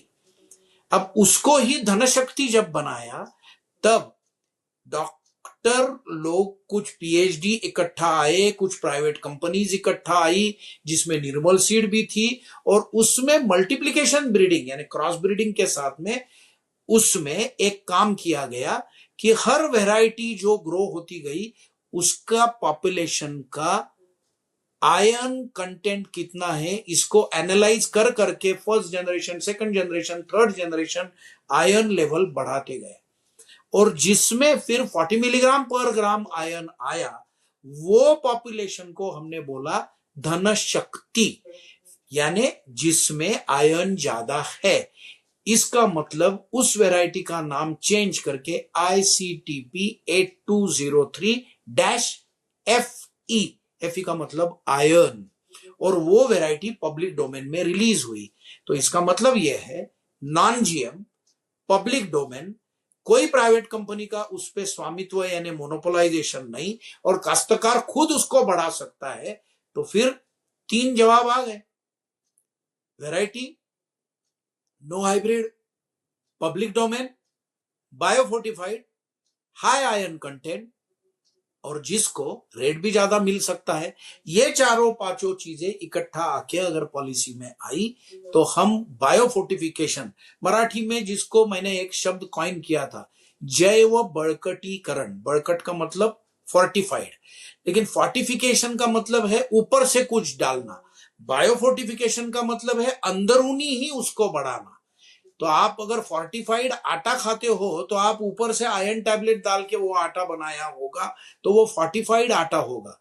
बायोफोर्टिफाइड पर्ल मिलेट का मतलब उस पर्ल मिलेट में ही अंदरूनी उस ग्रेन में ज्यादा आयरन है, वो हम मल्टीप्लिकेशन में यानी ब्रीडिंग प्रोग्राम में वो क्वालिटी हम डाल रहे हैं नॉन जीएम। मुझे लगता है ये 5 मिनट में मैंने जितना आसान तरीके से उसको बनाना चाहे उतना बताने की कोशिश की है। धन्यवाद। तो ये पॉसिबल है। हाँ, तो मैं बोल रहा था ये बायोफोर्टिफाइड वैरायटी बनाने में समय कितना लगता है सर? मैं सुन रहा था कि 10-12 साल ऑलमोस्ट लग जाते हैं एक एक वैरायटी में। अगर बायोटेक्नोलॉजिकल इंटरवेंशंस यूज किए, कुछ हमने बायोटेक्नोलॉजिकल इंटरवेंशंस यूज किए तो 3 साल में हो सकता है। ओनली मल्टीप्लिकेशन प्रोसेस से ही इसको अगर हमने काम किया मास सिलेक्शन में तो 6-7 साल लग सकते हैं। But there are good biotechnological tools which can be intervened in a biotechnology lab non GM, जिसको मार्कर असिस्टेड सिलेक्शन के साथ में भी कर सकते हैं। तो 3 साल में वैरायटी रिलीज में आ सकती है। Understood sir. अब मैं चाहता हूँ कि ये बायोफोर्टिफिकेशन हो या न्यूट्रिएंट डेंस एग्रीकल्चर हो, इसमें मानो मेरे जैसा यंगस्टर या कोई भी कुछ शुरू करना चाहता है, क्योंकि हमने प्रॉब्लम एस्टैब्लिश कर लिया, आपके एक्सपीरियंस के अनुसार क्या क्या चीज़ वो कर सकते हैं? कुछ एग्जाम्पल्स, कुछ बिजनेस आइडियाज। मानो मेरे पास 5-10 लाख रुपए है, या फिर मैं किसानों को मदद करना चाहता हूँ या एक शुरुआत करना चाहता हूँ इस दिशा में, कहाँ से शुरू करूँ? Good question. न्यूट्रिशन डेंस को अगर लिंक करके कुछ थोड़ा सा बिजनेस करना चाहते हैं तो एकदम छोटा सा जवाब दूंगा। जो सीड कंपनियां, छोटी सीड कंपनियां, बड़ी बड़ी सीड कंपनियां नहीं, अपने देश में 550 छोटी सीड कंपनियां हैं। तो सीड कंपनीज अपने अपने क्रॉप में काम करती है, कुछ वेजिटेबल्स में काम करती है, कुछ ग्रेन क्रॉप्स में काम करती है, कुछ बाजरे में, कुछ ज्वार में, कुछ चिली में। तो इन कंपनियों में जो जर्म प्लाज्म है, वो जर्म प्लाज्म को लेके वो जो उनके ब्रीडर्स मल्टीप्लिकेशन प्रोग्राम में काम करते हैं, उसके मोनोपोलाइज प्रोक्यूरमेंट में अगर कुछ काश्तकारों के साथ में जुड़ के यंगस्टर्स अगर काम करना चाहते हैं तो वो प्रोक्योरमेंट करके बेचने की कोशिश कर सकते हैं। जैसे एक एग्जांपल आपको बताता हूं, नगर जिले में एक छोटी फार्मर प्रोड्यूसिंग कंपनी है और 3-4 जवान लोग काम कर रहे हैं, जो ICTP 8203 FE वाला बाजरा जो काश्तकार लगाते हैं उन्हीं काश्तकारों से खरीदते हैं और उसका आटा बना के बंबई और पूना में बेचते हैं। आप समझ रहे? आटा बना के बेचना ये काश्तकार नहीं कर सकते, लेकिन एग्रीगेट करने का काम काश्तकार करने के बजाय यंगस्टर्स कर रहे, और इन्होंने ये छोटा छोटा काम मल्टीपल सिटीज में किया है। तमिलनाडु में अच्छा काम कुछ लोग कर रहे हैं, आंध्रा में और तेलंगाना में कुछ जवान लोग ऐसे काम कर रहे हैं। सो क्रॉप स्पेसिफिक एग्रीगेशन का काम छोटे इन्वेस्टमेंट में कर सकते हैं काश्तकारों को या सीड कंपनियों के साथ में जुड़ के।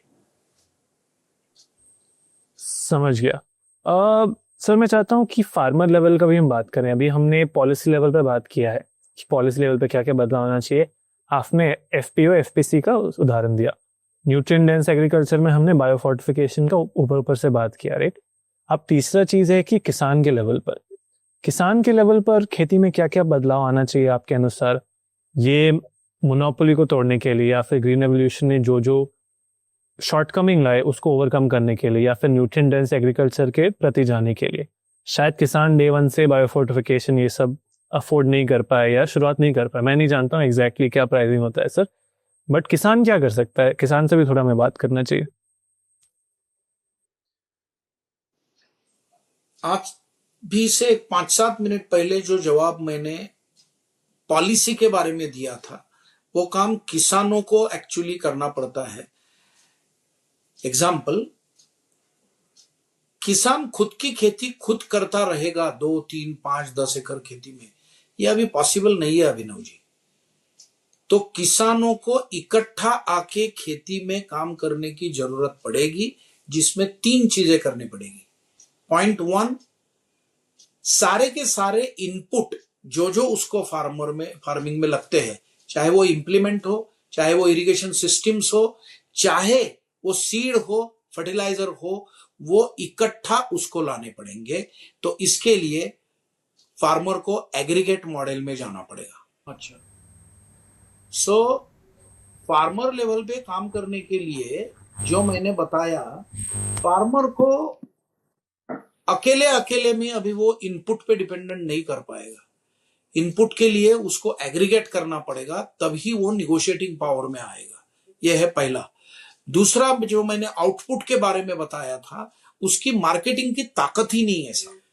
तो मार्केटिंग के लिए जितना वो प्रोड्यूस आएगा, उसको वो ब्रांड करना पड़ेगा, और वो ब्रांडिंग के लिए जो मैंने बताया वो एफपीसी या एफपीओ के मार्फत ही वो कर पाएगा। दूसरी चीज, तो ये फार्मर एग्रीगेशन का मॉडल मैं बता रहा हूं। और तीसरा सबसे इंपॉर्टेंट, क्रॉप रोटेशन और क्रॉप ज्योमेट्री के अलग अलग मामले में क्या लगाना है और क्या नहीं लगाना है, ये इंडिविजुअल फार्मर आज जो डिसीजन लेता है ना, इससे बहुत मुश्किल है। वो प्याज लगाता है, प्याज का रेट गिर जाता है। वो जो चीज समझो उसको लगाया, अमरूद का ये बार 5 एकड़ उसने अमरूद लगाए हैं, तो आजू बाजू के सब फार्मर अमरूद लगाएंगे तो अमरूद का रेट गिर जाएगा। ये जो चीज है ये क्यों होती है? क्योंकि मार्केट फोर्सेज जो है वो उसके गिरफ्त में आ जाते। इसके लिए फार्मर एग्रीगेशन मॉडल, फार्मर को खुद को खड़ा करना पड़ेगा। ही cannot be dependent on neither companies nor only government policies. और इसके लिए मैं बोल रहा हूं फार्मर मॉडल को ये अच्छा, एक एग्जांपल देता हूं, आप इमीडिएटली समझ जाएंगे। महाराष्ट्र में कोऑपरेटिव शुगर इंडस्ट्री क्यों बढ़ी? उसका मेजर रीजन ये था साहब कि शुगर केन का प्राइस तय हो जाता है कि मैं अगर शुगर केन लगाऊंगा और मुझे अगर 40 टन पर एकड़ आने वाला है, तो मेरी एफआरपी कितनी है, वो रेट से मैं कितना शुगर केन से कितना पैसा मिलेगा, ये तय हो जाता है। So sugarcane becomes a commercial crop. आज के तारीख में tomato also can be commercial crop provided it has a processing backup. लेकिन प्रोसेसिंग आधा एकड़ वाला कैसे करेगा? तो उसको एग्रीगेट करना पड़ेगा और प्रोसेसिंग बैकअप में आना पड़ेगा। तो मुझे लगता है एग्रीगेशन, प्रोसेसिंग एंड इनपुट और आउटपुट दोनों पे मार्केटिंग फोर्स को लिंक करना, ये फार्मर लेवल पे करने का काम है। और इस पे ज्यादा गवर्नमेंट पे डिपेंडेंट रहने की जरूरत नहीं है। And that is possible according to me, which needs to be crop specific work. Sahyadri के एग्जाम्पल में आप अगर देखोगे तो पहला काम उनका सारा ग्रेप स्पेसिफिक था, टोमेटो बाद में आया। सोयाबीन एरिया में अगर गोदावरी जैसे है मराठवाड़ा में जो कंपनी है फार्मर प्रोड्यूसिंग है, उनका क्रॉप स्पेसिफिक वर्क सोयाबीन है। कुछ लोग अभी हार्टीमैक्स करके सोलापुर में कंपनी है, उनका क्रॉप सिर्फ ओनियन है। तो एक एक क्रॉप लेके उसको बढ़ाना पड़ेगा और फिर उसको जोड़ते जाएंगे तो फार्मर अपना सॉल्यूशन पा पाएंगे। तो सर मैं यही बोल रहा था कि एफपीओ मॉडल को लेके सब जगह मैं एक चीज कॉमनली ये देखता हूँ कि सब लोग कहते हैं एक क्रॉप पे फोकस करो। ये मानो कि मैं न्यूट्रिएंट डेंसिटी पे वहां पे बिजनेस बनाना चाह रहा हूँ, तो केवल एक क्रॉप करना बहुत ही मतलब इलॉजिकल साउंड करता है। किसी को अगर मैं बिजनेस बनाऊं वहां पे तो अलग अलग फसल होने होंगे। डोंट यू थिंक इसको कैसे अप्रोच कर सकते हैं, आप बताइए। नहीं, शायद हम इसमें समझने में एक गलती कर रहे हैं। हम फार्मर को नहीं बोल रहे एक क्रॉप पे फोकस करो, हम एफपीओ को या एफपीसी को बोल रहे एक क्रॉप पे फोकस करके मार्केटिंग मॉडल बनाओ। फार्मर सारी क्रॉप्स लेगा, वो टोमेटो लेगा, ग्रेप लेगा, सब्जी, अनाज, गेहूं, ज्वार, बाजरा सब करेगा, उसके आधा एकड़, 2 एकड़, 5 एकड़ खेती में। लेकिन मार्केटिंग मॉडल बनाने के लिए जो 10 फार्मर, 20 फार्मर, 100 फार्मर, 700 फार्मर इकट्ठा आके जो फार्मर प्रोड्यूसिंग कंपनी बनाएंगे, वो चाहे हॉर्टिकल्चर हो, चाहे न्यूट्रिशन डेंस हो, चाहे ग्रेन बेस्ड हो, वो मार्केटिंग मॉडल बनाने के लिए प्रोसेसिंग बैकअप के साथ में एक क्रॉप को फोकस करेगा। फार्मर का फोकस नहीं है, एफपीसी का फोकस है। जैसे पहले फार्मर्स टोमेटो भी लगा रहे थे सह्याद्री में, ग्रेप्स भी लगा रहे थे, सब्जी तरकारी सब कर रहे थे, लेकिन सह्याद्री का फोकस क्या था? जो फार्मर प्रोड्यूसिंग कंपनी है, ओनली ग्रेप। आप समझ रहे हैं? सो ओनली ग्रेप का मतलब grape production, grape export, grape marketing, grape technology, उसी की एग्रोनॉमी, इसके तरफ उन्होंने कंपनी यानी फार्मर प्रोड्यूसिंग कंपनी की ग्रोथ लाई। फार्मर्स टोमेटो भी कर रहे थे, फिर वो टोमेटो में आए और किसान का सारा कॉन्ट्रैक्ट लेके प्रोसेसिंग बैकअप में आके फार्मर से टोमेटो लेके एग्रीगेट करके फिर टोमेटो को बढ़ाया। सो फार्मर अपनी अपनी खेती में सब करेगा, लेकिन एफपीओ को एक या दो क्रॉप लेके मार्केटिंग मॉडल पे उतरना पड़ेगा ताकि वो अपनी प्रॉफिटेबिलिटी बढ़ाए। Is it correct? Understood? Got it sir. आखिरी आई थिंक 2 सवाल सर जिसमें पॉडकास्ट समराइज करना चाहता हूँ। राइट, सबसे पहले 2040 में आपको कैसा लगता है भारत का एग्रीकल्चर दिखेगा, और इसमें यदि यंगस्टर्स को हमें लाना है, उनको आप क्या मैसेज देना चाहेंगे? बहुत बढ़िया। मुझे खुद को ऐसे लगता है 2040 में इंडियन एग्रीकल्चर टेक्नोलॉजी पे बहुत ज्यादा फोकस करेगा, ऐसे आज के तारीख में मुझे लग रहा है। यानी कैसे? बहुत सी एआई बेस्ड चीजें इंडियन फार्मिंग में आएगी। Crop modelling, crop yield targeting और फार्मर प्रोड्यूसिंग कंपनीज अपने अपने एरिया में ये टेक्नोलॉजीज को यूज करेगी। एग्रीगेटेड यानी अकेला फार्मर नहीं करेगा। तो एक फार्मिंग एरिया में अगर 10,000 एकड़ का एरिया है और वो फार्मर प्रोड्यूसिंग कंपनी वहां पे काम कर रही है, तो machines, equipments, AI based things, ये सारी चीजें आर्टिफिशियल इंटेलिजेंस के साथ में ये कंपनीज, फार्मर ओन्ड कंपनीज, ये चीजों का इस्तेमाल करेगी, ऐसा मुझे लगता है। पॉइंट 1। पॉइंट 2, रिटेन अगर यंगस्टर्स को एग्रीकल्चर में करना है तो सबसे इंपॉर्टेंट चीज इसमें एक लानी पड़ेगी, और वो है कि एग्रीकल्चर प्रोड्यूस की प्राइसिंग सब्सिडी से बाहर आके, मोनोपोलाइज प्रोक्योरमेंट से पॉलिसी लेवल पे बाहर आके, कहीं ना कहीं आज के तारीख में ग्रेप क्या रेट से बेचा जाएगा लंदन के मार्केट में, यह तय करने की ताकत अभी नासिक के पिंपळगांव बसमत के फार्मर्स ने खुद में लाई है कि वो बेचता है वहां पे मॉल में, लेकिन मैं क्या रेट पे बेचूंगा ये सिर्फ मार्केट फोर्सेस पे डिपेंडेंट नहीं है। मेरी क्वालिटी है, मेरा अच्छा प्रोड्यूस है, मैं ये रेट से बेचूंगा। तो यंगस्टर्स ये वैल्यू एडेड मार्केट चेन में बहुत ज्यादा तरीके से आएंगे, ऐसा मुझे लगता है, और वो बहुत बड़ा स्कोप है। Farmers are interested to produce, but young people need to involve themselves in value chain। तो क्रॉप बेसिफिक वैल्यू चेन में यंगस्टर्स को बहुत स्कोप है, और 2040 में क्रॉप बेसिफिक वैल्यू चेन में यंगस्टर्स आ पाएंगे और इंडियन एग्रीकल्चर में ये बदलाव आएगा, ऐसा मुझे लगता है। और ये बदलाव आने की शुरुआत धीरे धीरे दिखने के लिए कुछ कुछ एरियाज में, पॉकेट्स में आप अगर जाओगे तो आपको दिखेगा। कर्नाटक के कुछ एरियाज में क्रॉप स्पेसिफिक काम करने वाले यंग लोग रेस्टोरेंट से जुड़ रहे हैं, क्यूएसआर यानी क्विक सर्विस रेस्टोरेंट को अपना क्रॉप जोड़ दिया और वहां पे वो सप्लाई कर रहे हैं। महाराष्ट्र में, कोल्हापुर में, सातारा में, सांगली में कुछ लोग जैगरी प्रोडक्शन में, शक्कर नहीं, हाँ जैगरी गुड़ प्रोडक्शन करके उन्होंने एक्सपोर्ट बेस्ड मार्केट कैप्चर किया है, यंग लोग। तो ऐसे क्रॉप स्पेसिफिक, प्रोडक्ट स्पेसिफिक चीजों में काम करने की जरूरत फार्मर प्रोड्यूसिंग कंपनीज के साथ में यंग लोग कर पाएंगे, न्यूट्रिशन में भी काम करेंगे, ऐसा मुझे लगता है। And that can be the solution. मेरी इच्छा ये रहेगी कि सारे सवालों के जवाब इसमें नहीं आए होंगे, लेकिन जवान जब लोग सवाल पूछते जाएंगे तो ये पॉडकास्ट का सेकंड पार्ट भी अगर हम करना चाहेंगे तो ये सवालों के जवाब में करना चाहिए। और वो सवाल ये आना चाहिए, how do we look 2040 Indian agriculture and returning of youth in agriculture. मेरा एक सेमिनार मैंने कुछ जवानों के लिए केनिया में लिया था, returning of youth in agriculture.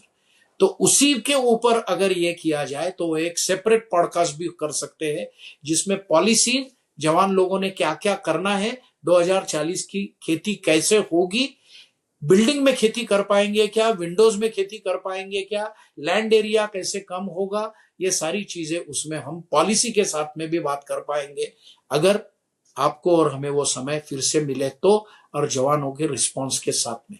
बहुत बहुत शुक्रिया। नहीं sir, thank you. I think definitely हम करना चाहिए। मैं आपसे इन पर्सन पॉडकास्ट करना चाहूँगा। अभी तो हम ऑनलाइन कनेक्ट किए हैं, बट इन पर्सन का मज़ा अलग होता है। आज काफ़ी टेक्निकल चैलेंजेस थे, ये थे, बट आई एम ग्लैड कि 1-1.5 घंटा का हमने एक अच्छा एपिसोड कंसाइज कर पाए, राइट? आई थिंक लोग को समझना ज़रूरी है कि how we have evolved as an agriculture nation. वो जब तक वो समझेंगे नहीं, then they won't be able to build something here, right? जहाँ पे मैं काफ़ी टाइम स्पेंड कर रहा हूँ कि पहले खेती कैसा था। एक बहुत ही फेमस इन्वेस्टर है रे डालियो, मतलब he talks about how history always has patterns which repeats itself, right? तो ग्रीन रेवोल्यूशन हुआ, उससे पहले खेती हो रहा था किसी प्रकार से। आज मुझे लग रहा है हम वो लूप में जा रहे हैं, वो रिपीट होगा।